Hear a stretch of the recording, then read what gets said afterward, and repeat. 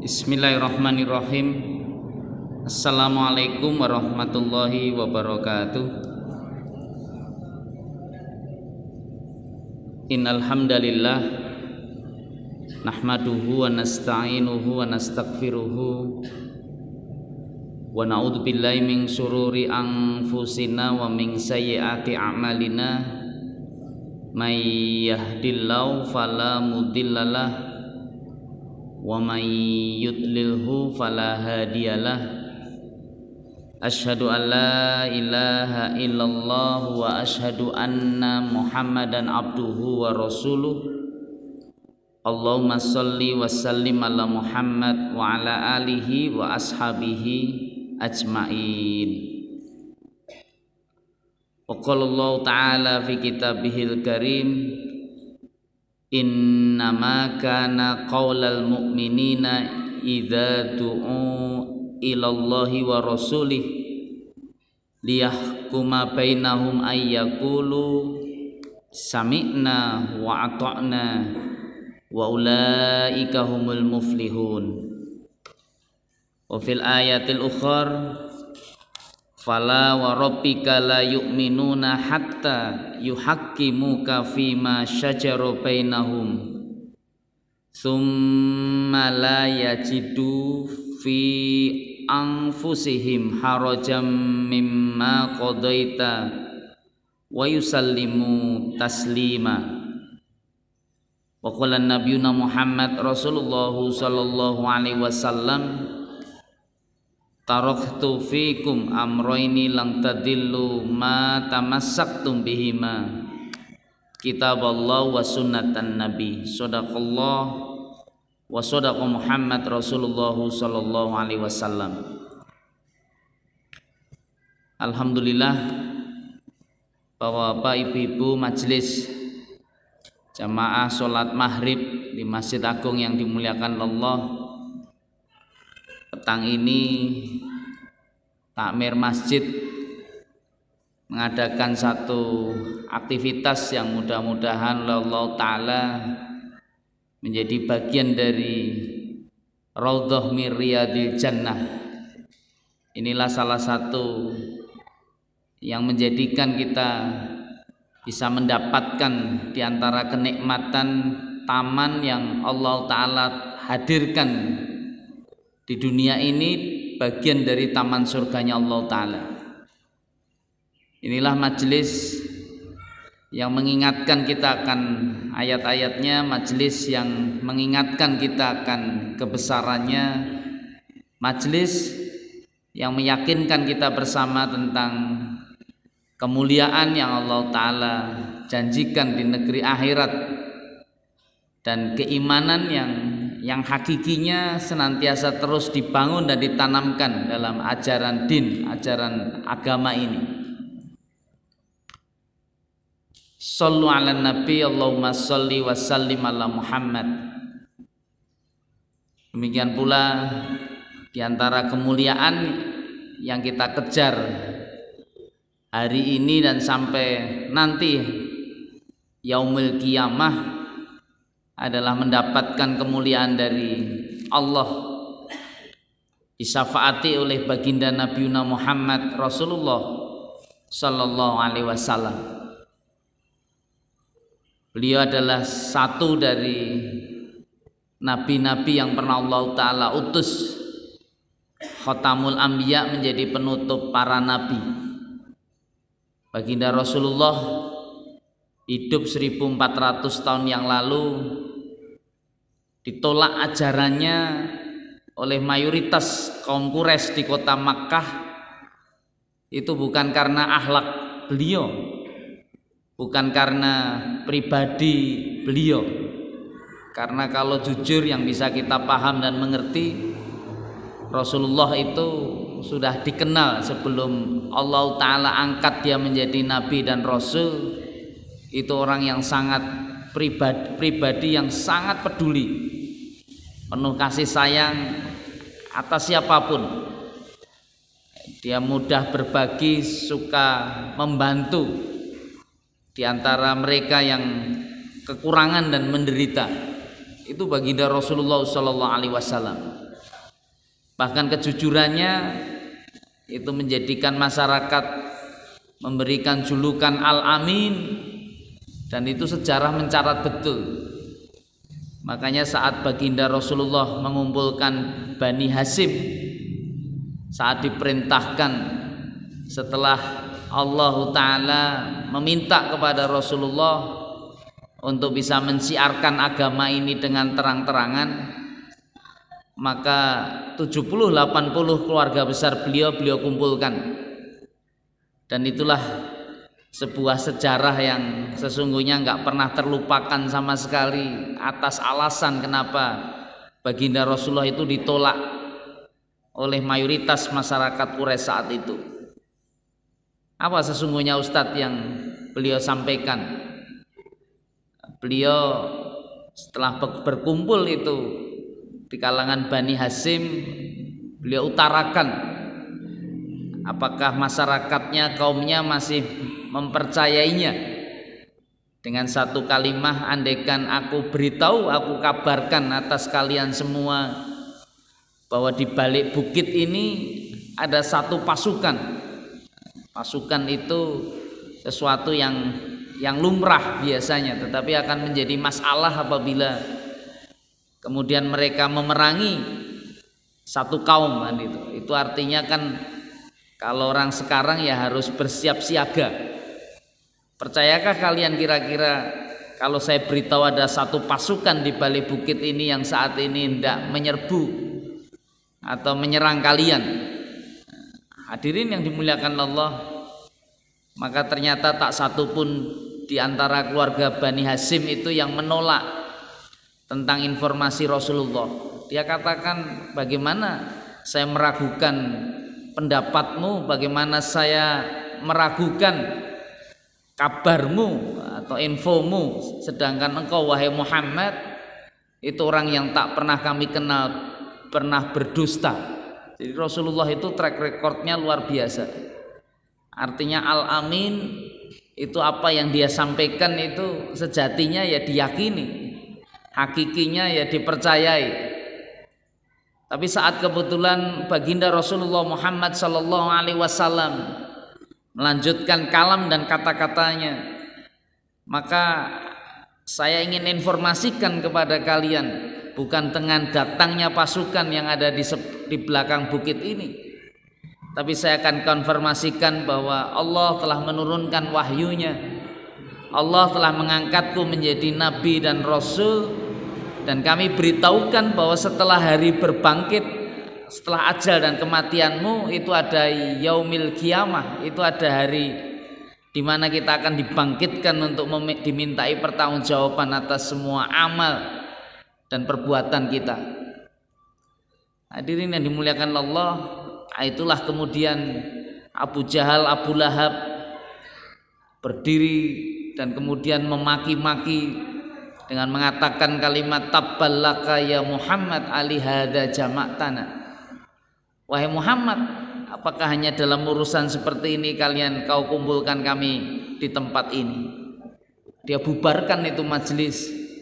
Penolakan terhadap Rasulullah itu bukan karena kejujuran atau Rasulullah berdusta, Rasulullah berbohong, tetapi penolakan mereka adalah saat akan sesuatu info, sebuah pemberitahuan atas sebuah hari yang disebut dengan hari yaumil akhir, hari akhirat.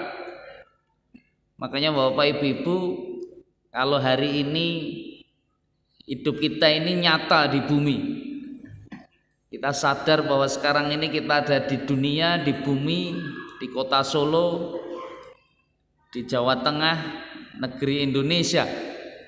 Saya mohon maaf kalau saya sampaikan tentang yaumil qiyamah atau hari akhir, maka sesungguhnya dengan konsep alam akhirat itu menjadi susunan dari sebuah cerita yang dibangun. Artinya bahkan atas orang-orang yang tidak mengimani atau tidak begitu percaya atas din dan agama ini, menganggap cerita tentang alam akhirat itu ya dongeng, ya ilusi, sesuatu yang diada-adakan dan sebagainya. nyatanya ya di dunia ini kata mereka. Karena ini sesuatu yang tak pernah mungkin ada orang yang kemudian bisa menunjukkan bukti-bukti materi dengan foto-foto dan sebagainya bahwa saya pernah masuk di alam akhirat, dan sekarang kemudian saya konfirmasikan di dunia ini bahwa nanti mati itu kejadiannya seperti ini, seperti ini, seperti ini, dengan sesuatu yang membuat mereka hakul yakin betul. Tapi sebaliknya atas orang yang beriman di antara kita, saat ketika ajal dan kematian itu datang, maka setelah orang mati itu kita yakin betul bahwa akhirat itu fakta, akhirat itu nyata. Dan kalau sudah sampai di akhirat, alam dunia saat ini ya tinggal cerita sesungguhnya yang tertulis sedemikian rapi. Wa may ya'mal misqala dzarratin khairan yarah wa may ya'mal misqala dzarratin syarran yarah. Artinya semua tercatat atas apa yang sudah kita lakukan, sekecil apapun. Kalau itu perkara baik, ya akan bisa kita saksikan, kita lihat ada pahala yang sudah disiapkan di sisinya. Tapi kalau itu buruk, maka sebuah proses pertanggungjawaban juga harus kita pertanggungjawabkan. Kita nggak butuh pengacara besok, karena semua bagian dari tubuh kita ini sudah beracara. Mereka sudah bicara masing-masing, tangan-tangan kita, kaki-kaki kita, karena mulut yang biasanya bicara itu sudah terkunci. Mungkin bagi di antara kita, apa bisa kira-kira tangan kok bicara?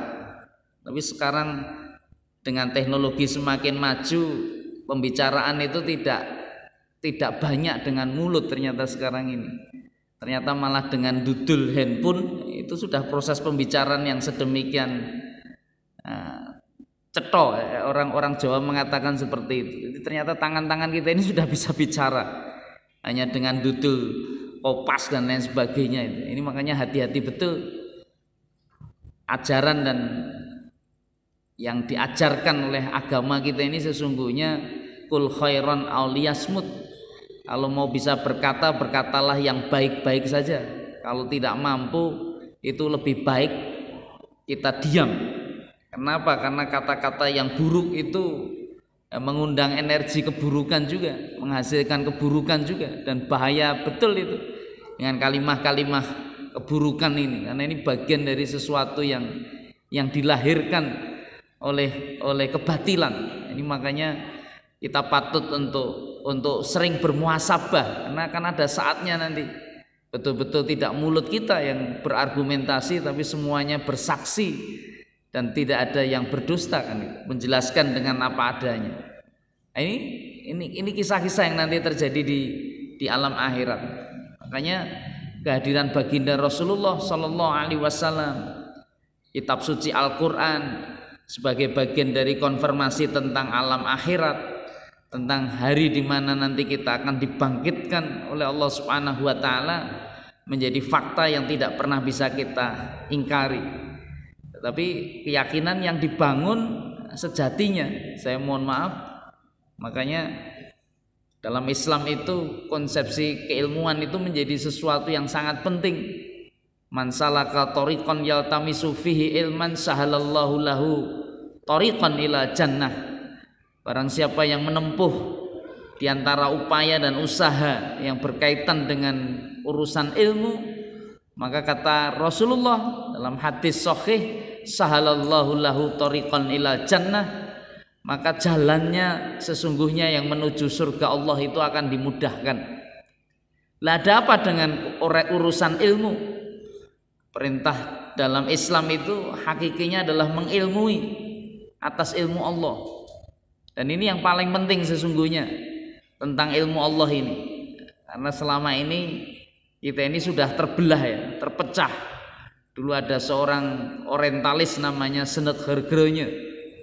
Itu yang mampu ngasih masukan kepada Ratu Belanda saat era abad 20-an. Saya mohon maaf, itu di masa Nangro Aceh Darussalam itu yang sangat lama sulit sekali ditaklukkan, tetapi atas masukan-masukan dari seorang yang nama aslinya itu Senok Horgronya, tapi masuk ke Indonesia menggunakan jubah dia, karena habis tadi di Mekah dia. Namanya Syekh Abdul Ghaffar. Ini menarik. Artinya umat Islam itu ternyata pernah dihancurkan oleh seorang orientalis yang ketika masuk ke tanah air ini dia tidak menggunakan dia menggunakan atribut-atribut keislaman. Makanya dia ngasih masukan kepada pemerintah Belanda berkaitan kebijaksanaan atas umat Islam agar perlawanan-perlawanan itu ya perlawanan para pejuang kemerdekaan itu bisa betul-betul dihentikan. Kenapa Ustadz? Karena memang selama ini kalau Anda buka buku sejarah perjuangan kemerdekaan bangsa kita, itu semua kenapa mereka mau melawan penjajah? Karena bahasan jihad itu diajarkan, bahasan Aiskarima Aumud Syahida itu ditanamkan. Artinya kemuliaan-kemuliaan tentang pahala syahid, orang berjuang membela kebenaran, melawan kolonialisme, melawan penjajahan, melawan kezaliman, bahkan melawan kekufuran, itu menjadi tujuan-tujuan pokok atas kehidupan mereka. Orang yang beragama seperti itu, jadi mereka nggak takut mati. Kalau ada kesempatan angkat senjata, mereka angkat senjata kan itu. Dan Anda bisa lihat itu peperangan-peperangan yang pernah terjadi di Nusantara ini. Dan negeri Aceh itu menjadi salah satu, kalau sekarang provinsi, tapi dulu satu wilayah yang tidak pernah putus itu. Jadi kalau muncul pahlawan ditangkap, terbunuh, kemudian muncul yang lain lagi, karena semangat keislamannya sangat tinggi. Itulah Serambi Mekah, karena memang aktivitas keilmuan keislaman di sana juga sangat besar. Maka kemudian Senok Horgronya itu bisa masuk ngasih masukan-masukan agar bisa meredam kaum muslim. Di antaranya apa ya? Walaupun penjajah itu kafir, walaupun penjajah itu non muslim, maka sesungguhnya umat Islam itu yang paling pertama harus dilindungi ya, hak-hak beribadah mereka. Utamanya jangan ganggu mereka saat berada di masjid-masjid. Jadi kalau masjid itu sudah diganggu, marah besar itu. Siapapun background latar belakang ustadznya siapapun itu marah itu kalau masjidnya dirusak, tempat ibadahnya diganggu, sholatnya dihalang-halangi dan lain sebagainya. Tapi kemudian diminta bahwa sesungguhnya menurut dia, menurut Horgronya, konsep keilmuan itu dia bagi jadi dua. Makanya sekarang masih nurun itu. Jadi artinya pendidikan agama Islam itu ya hanya 2 SKS saja kalau di perguruan tinggi. Kalau di SD, SMP, SMA ya itu jadi bagian dari satu mata pelajaran saja. Jadi agama Islam itu ya dipilah, ya kemudian yang lainnya ilmu-ilmu yang dianggap dunia kan itu. Ilmu dunia itu ya ilmu selain agama Islam itu orang bicara dunia. Tapi kalau bicara agama bicara akhirat kan gitu. Makanya kalau Anda bisa bayangkan dengan porsi yang sedemikian kecil pembicaraan kita tentang dunia, akhirat, apa sanggup kira-kira menanamkan keyakinan sebagaimana keyakinan ajaran agama itu kepada anak-anak kita kan gitu. Makanya kemudian hadirlah pondok-pondok pesantren yang menjadi alternatif bahwa seluruh aspek hidup kita ini ya adalah konsepnya wa ma khalaqtul jinna wal insa illa liya'budun. Kita ini diciptakan ya semuanya dalam rangka peribadatan kepada Allah. Karena salah besar itu nggak ada ilmu dunia, ilmu akhirat. Yang ada apa? Ilmu Allah. Jadi kalau Anda bicara Quran itu bukan ilmu akhirat itu ilmu Allah. Dan 80-90% isi Al-Quran itu ya dunia kan, membahas tentang urusan dunia.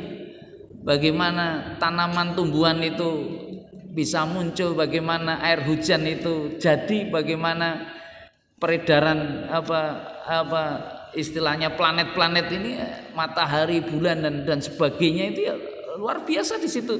Allah Ta'ala bahkan urusan pasang surut aja juga dijelaskan itu dalam ayat-ayat Al-Quran. Urusan lebah, urusan kesehatan, urusan lingkungan, urusan sosial kemasyarakatan itu detail sekali. Dan itu pelajaran agama ada semua itu. Nah ini yang kita bedakan. Makanya kita ini kadang belajar IPA tanpa ada ruh keimanan. Belajar IPS tanpa ada nilai keagamaan kan gitu. Belajar matematika nggak ditanamkan tentang akhlak, sehingga konsep hitungannya jadi markup dan lain sebagainya. IPA ya hanya dipahami tentang sesuatu yang umum saja, tidak lebih mendekatkan dia kepada Allah.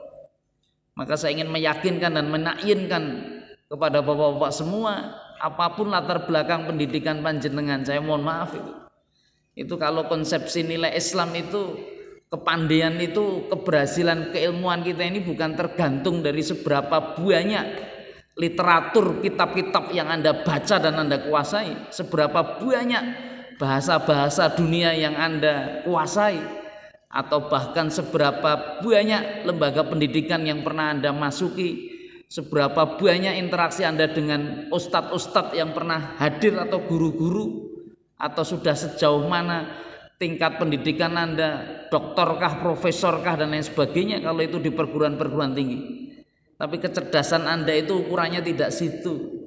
Al-Aqyas, Al-Iqyas itu kata Rasulullah, yang disebut orang cerdas, orang pandai itu hakikinya dia sudah memahami betul, mengerti betul tentang apa? Tentang kehidupan akhirat, mengenal Allah. Makanya aktivitas yang berlanjut dari keilmuan yang ia lakukan itu adalah mengumpulkan bekal menuju akhirat. Itu yang paling utama sesungguhnya. Makanya semakin paham orang tentang akhirat, itu dedikasi amal yang kemudian ia lakukan, man amila solihan. Dalam bahasa Al-Quran itu, barang siapa yang melakukan konsep amal soleh, min dzakarin au unsa wa huwa mu'minun falanuhyiyannahu hayatan thayyibah. Ayatnya jelas itu. Jadi konsepsi amal kebaikan itu tidak cukup sekedar amal kebaikan yang dilaksanakan di antara laki-laki dan perempuan, tetapi dasarnya harus ada nilai keimanan di situ. Harus ada keyakinan dengan ridho Allah semata yang ia harapkan untuk ia tuju di situ. Sehingga apa?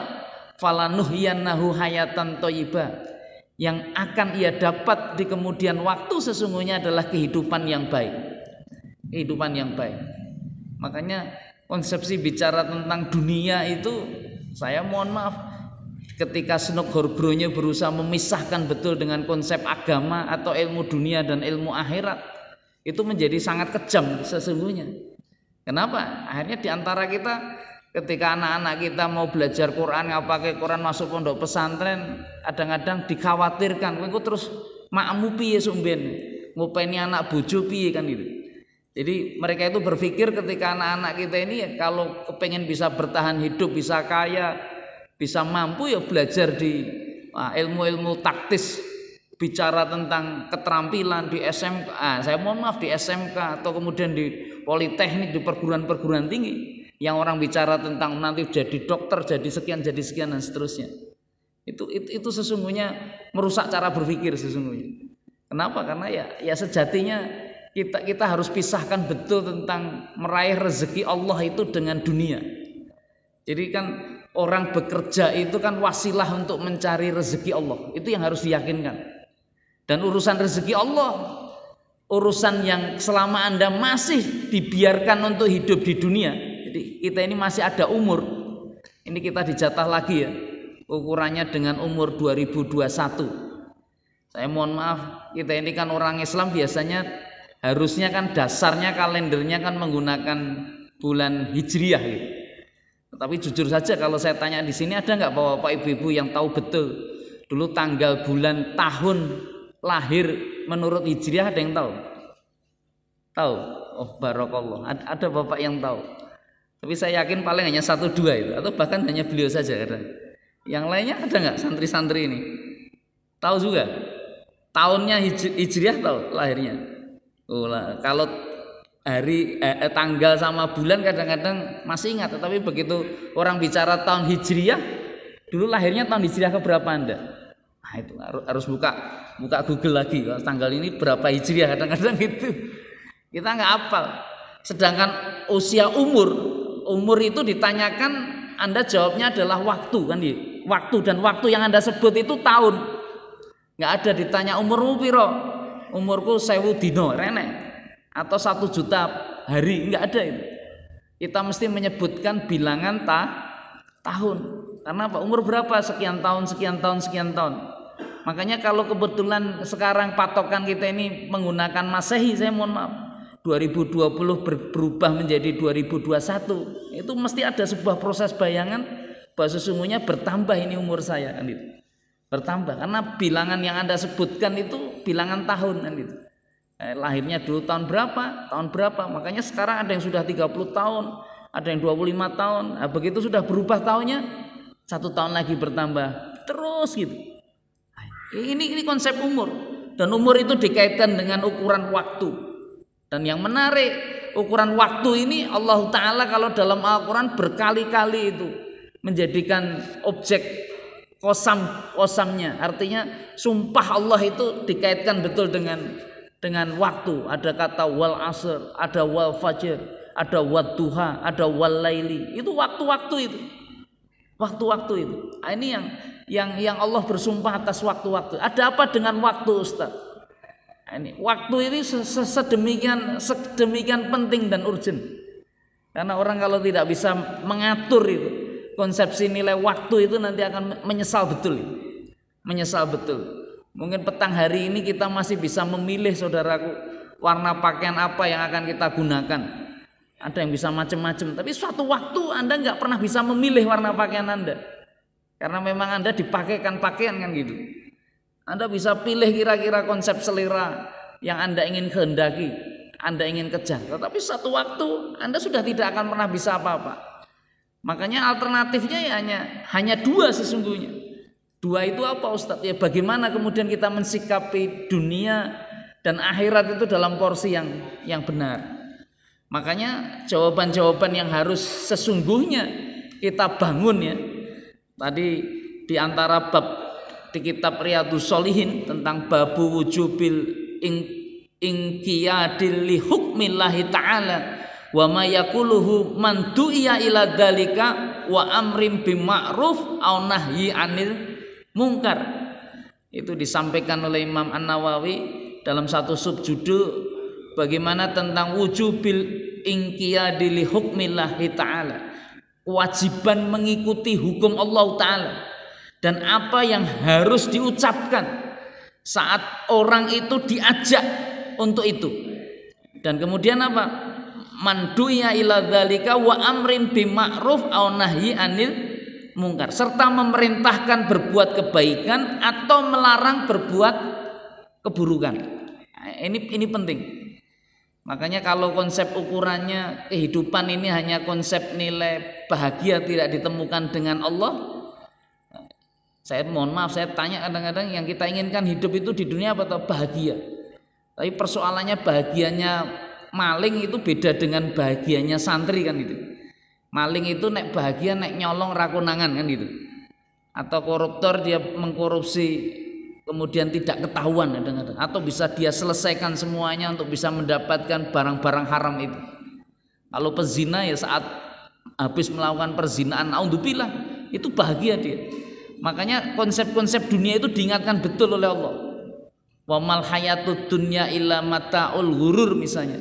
Ketika bicara dunia, Anda bicara kesenangan di sana, kalau standarnya dunia saja, itu bahasanya adalah mataul ghurur. Mata itu kepuasan dari sisi nafsu, al-ghurur itu yang banyak menipu. Jadi mungkin ya nggak sejati itu bahagianya nggak hakiki. Di ayat yang lain disebutkan qalil, ini kesenangannya sedikit. Bahkan di ayat yang lain disebutkan laibun walahwun. Kesenangan kegembiraan dunia itu hanya seperti main-main saja. Dan mohon maaf itu juga bisa disebutkan sendoguro saja kan. Ini bahasa-bahasa Al-Qur'an. Wal akhiratu khairul laka minal ula.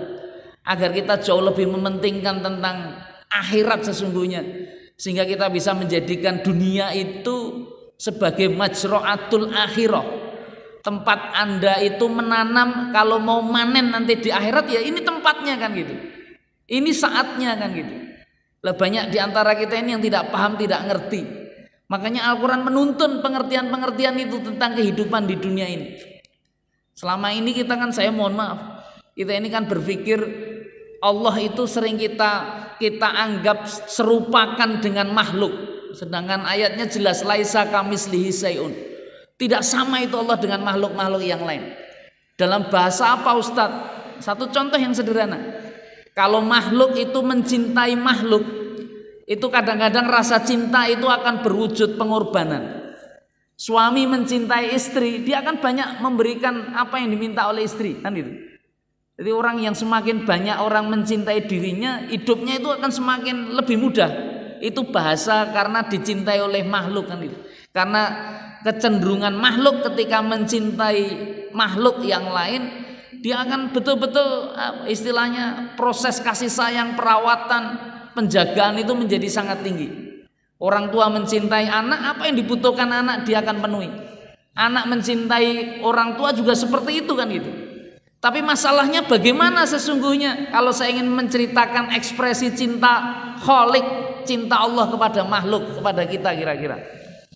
Makanya ada ayat Al-Quran menarik itu di Quran surat Al-Fajr, di mana Allah Ta'ala menyampaikan fa'amma idza mabtalahu rabbuhu fa'akramahu wa na'amahu fayaqulu rabbi akraman wa amma idza mabtalahu faqaddara alaihi rizqahu fayaqulu rabbi ahanan.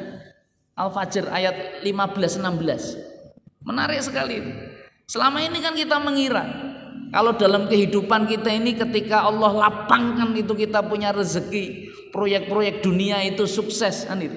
Jauh dari penyakit, bebas dari masalah. Saya mohon maaf.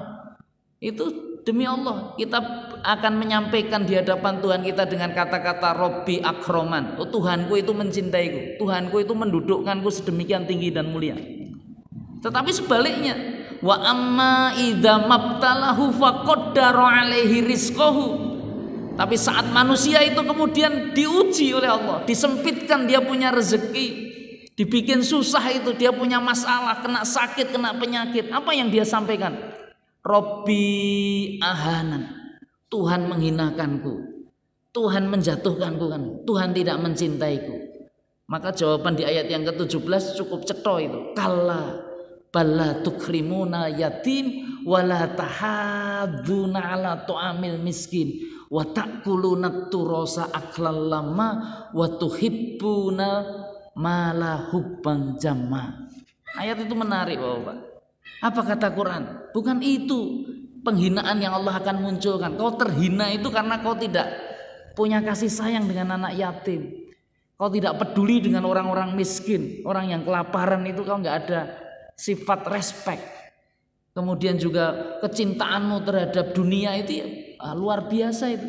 Makanya kemudian konsep hitungan ngoyaknya harta, mal dan seterusnya itu diingatkan betul.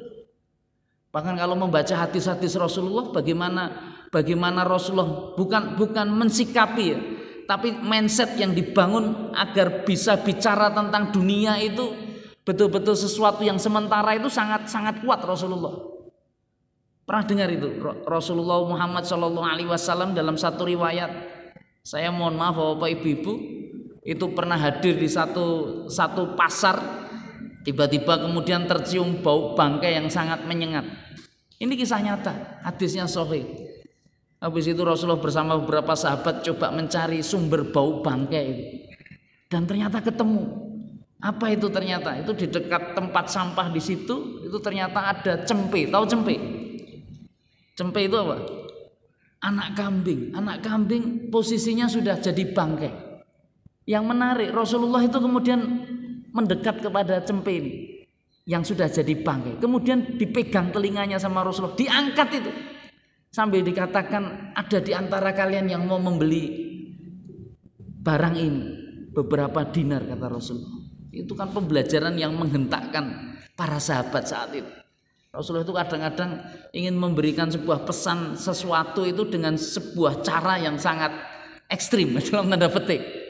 Seperti tiba-tiba kok bangkai cempe diangkat, ditonton ki dikon sapa sing arep nuku, kira-kira ana sing nuku ora? Apalagi ketika melihat cempe itu, posisi cempe itu dalam posisi cacat, jadi kakinya nggak sempurna. Makanya mati itu bisa jadi ya dia tidak bisa berkompetisi untuk mencari makanan kan gitu. Itu para sahabat juga termenung semua itu, nggak ada yang komentar. Tapi tiba-tiba ada yang interupsi. Ya mudah-mudahan menjadi bagian dari sebuah penjelas. Karena anggap ki Rasulullah piye kok, masa kok bangke kok dikon nunggu dikei ra gelem. Makanya sampai ada yang berseru pada Rasul, ya Rasul, andaikan kau berikan itu, kau berikan, dan dalam posisi cempe ini masih hidup, anak kambing ini masih hidup, kami belum tentu menerimanya. Kenapa? Karena ngopeni cempe cacat ku yo rekoso. Iya apa ya kira-kira? Kan itu. Makanya kalau cempe-cempe yang anak-anak kambing yang normal kan jauh lebih mudah lah, yang cacat itu dia harus nyarikan makanan dan seterusnya, mungkin dulang dan sebagainya kan gitu. Tapi diberi hidup saja kami nggak mau. Apa kata Rasulullah saat itu? Saat orang bisa punya perspektif terhadap bangkai dan harganya, bangkai dan nilainya. Ternyata Rasulullah hanya kepingin memberikan sebuah konfirmasi dan cerita. Orang itu kalau sudah punya keimanan, jenengan itu kalau sudah iman sama Allah betul, punya keyakinan tentang negeri akhirat, balasan apa yang nanti akan Anda dapat di negeri akhirat itu, kesenangan apa yang nanti Anda capai di surga itu, maka demi Allah Anda melihat dunia itu nanti seperti yang Anda melihat cempe ini. Itu kata Rasulullah. Itu nek kowe kenal akhirat. Ini kebanyakan awake dhewe iki ra kenal akhirat. Makanya apa? Makanya hidup kita ini susah payah rekoso ngoyak-ngoyak bangke-bangke niku. Nggih napa nggih kira-kira? Donya kuwi wah direwangi nganti gulung tikar awake dhewe itu kadang-kadang.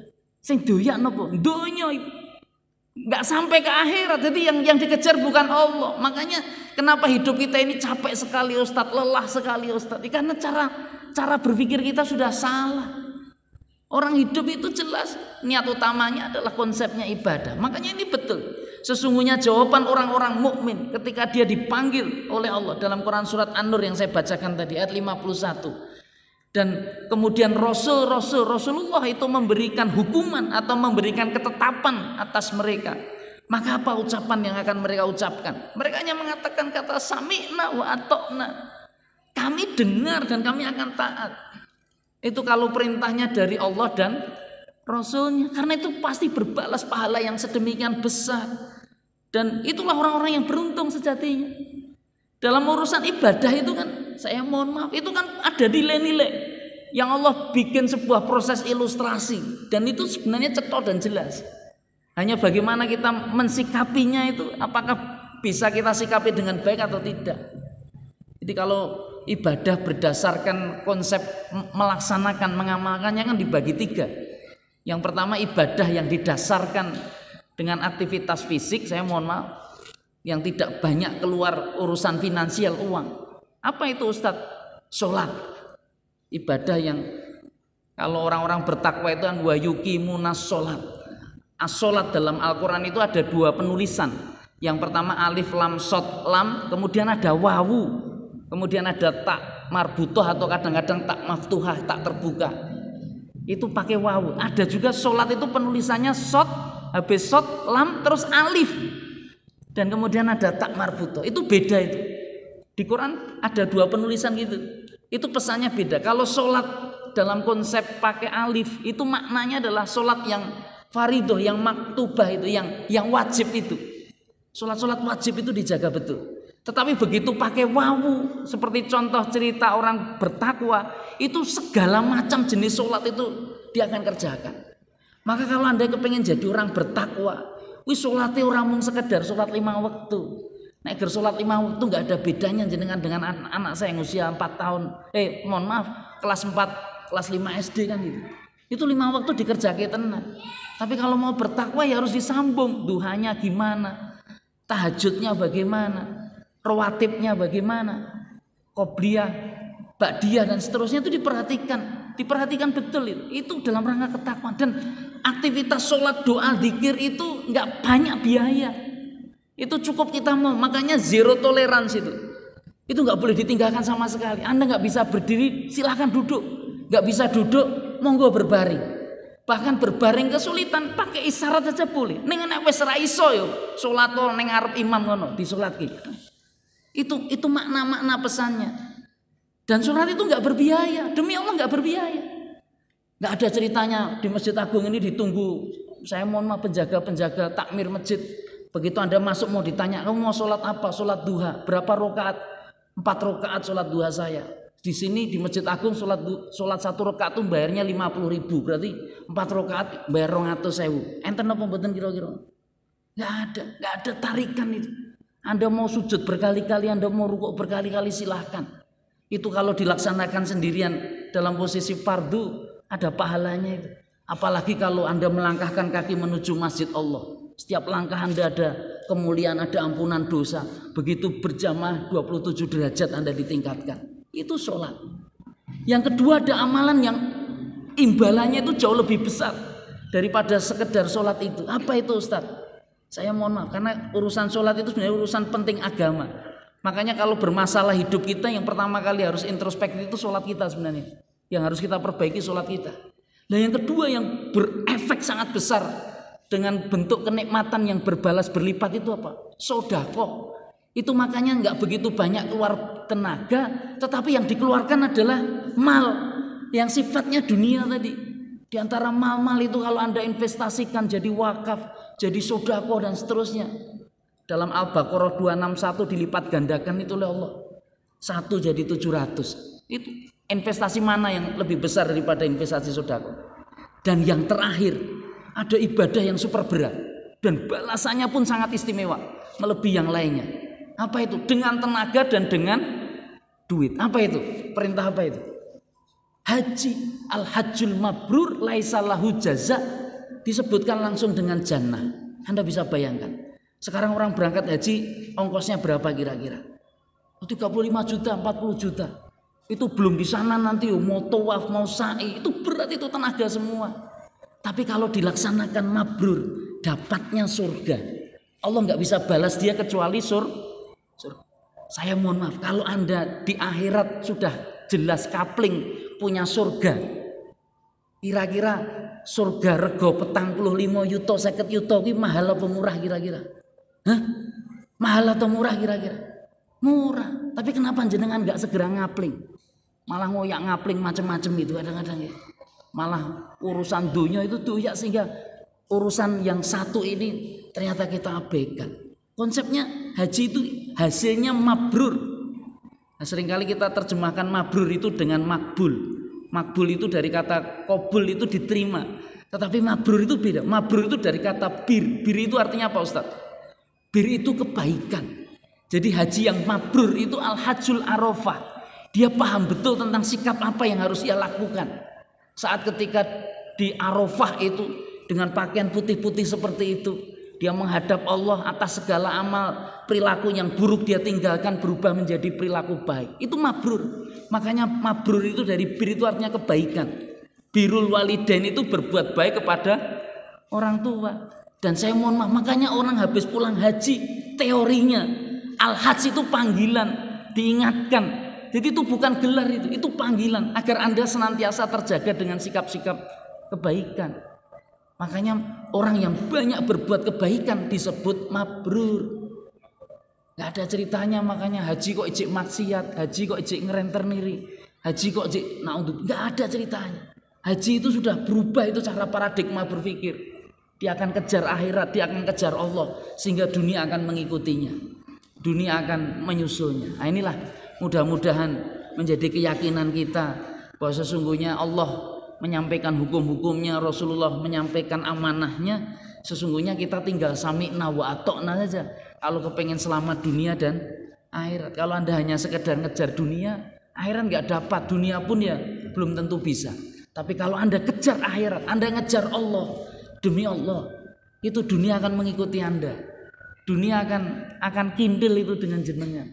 Kenapa? Karena Anda sudah tidak tergadaikan. Yang Anda kejar itu adalah penguasa dunia. Itu Malikul Kudus, itu raja yang sangat suci. Makanya nggak akan bisa kita dekati kecuali kita terus mensucikan diri kita terus menerus. Inilah Bapak Ibu, mudah-mudahan ada manfaatnya apa yang kita sampaikan. Ini 2021 ini suasananya semakin gelap. Saya mohon maaf, pandemi ya belum ada tanda-tanda untuk turun, bahkan semakin tinggi. Saya mohon maaf sekali lagi, PSBB kemudian juga diterapkan kembali di beberapa tempat termasuk kawasan kota kita ini. Maka ini sebenarnya ayat-ayat kebenaran yang mudah-mudahan nanti bisa jadi renungan kita bersama. Karena tanda kecintaan Allah itu ternyata abtalahum. Jadi Allah itu kalau ingin menunjukkan sayangnya kepada hamba yang dicintai dengan mengujinya. Maka ditanya Sufyan bin Anas kepada Rasulullah, ya Rasulullah, siapa orang yang hamba-hamba Allah yang paling kau cintai? Itu adalah ternyata hamba-hamba Allah yang paling berat ujiannya. Tahu siapa hamba-hamba Allah yang paling berat ujiannya? Si al-anbiya, para nabi. Sumal amsal kal amsal. Ya, yang sejenis dengan kualitas para nabi. Di hadis yang lain disebutkan as-solihun, orang-orang yang soleh. Jadi semakin tinggi agama jenengan, kadar agama jenengan, semakin tinggi pula itu ujian yang Allah akan berikan. Dan Allah akan mengikuti itu bahasa-bahasa itu. Makanya kalau dikasih wabah pandemi dalam hadis yang disampaikan Aisyah, kalau Anda bisa sabar di rumah, sabar kalau ketika kena penyakit, bahkan sabar ketika menjumpai ajal karena pandemi, insya Allah Anda dapat pahala syahid. Pahala syahid ini pahala yang luar biasa. Makanya ujian ini ya mudah-mudahan sebagai bentuk sinyal kecintaan Allah kepada orang-orang beriman. Tapi bagi bukan orang beriman ini azab besar, azab besar. Aku qouli hadza astaghfirullahaladzim. Saya mohon maaf apabila ada kata-kata yang kurang berkenan. Mudah-mudahan ada berkahnya, ada manfaatnya, dan mudah-mudahan Allah Ta'ala kita senantiasa dijaga dalam keimanan dan kemuliaan untuk senantiasa menjaga segala niat di hati kita ini untuk semata-mata mencari ridhonya. Amin amin ya rabbal alamin.